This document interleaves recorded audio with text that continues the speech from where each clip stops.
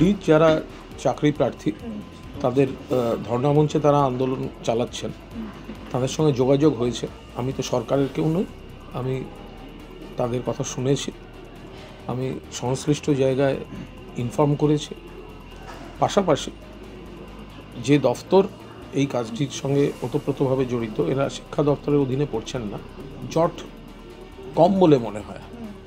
এখন ঠিক কোন কারণে প্রশাসনিক টেকনিক্যাল বিষয়টা আটকে আছে সেটা সংশ্লিষ্ট জায়গায় ইনফর্ম করা হয়েছে।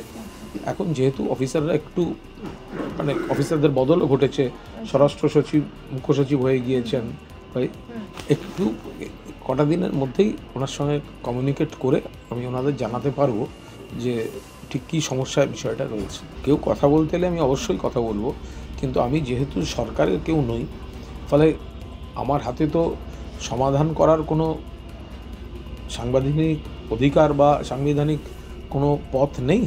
আমি যেটা করতে পারি, যারা আমার কাছে আসেন আমি সেই সংশ্লিষ্ট ব্যক্তিদের সঙ্গে যোগাযোগ করি, একটা কাঠবিড়ালির ভূমিকা পালন করতে পারি, যাতে তাদের কমিউনিকেশানটা ঠিকঠাক থাকে। হওয়ার হলে হোক, না হওয়ার হলে কেন হচ্ছে না সেটা তারা সঠিকভাবে জানতে পারবে, আমি সেই কাজটুকু করতে পারি।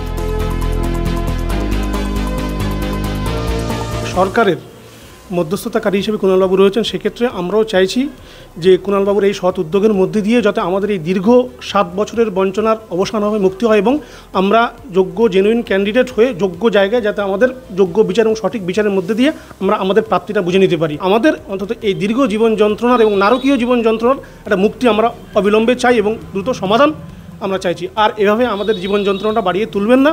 অন্তত যারা ভুক্তভোগী, যারা সাফারার, আমাদের মতো যারা ক্যান্ডিডেট রয়েছে, তাদের মুক্তি দিন, তাদের বাঁচতে দিন, এটাই বক্তব্য।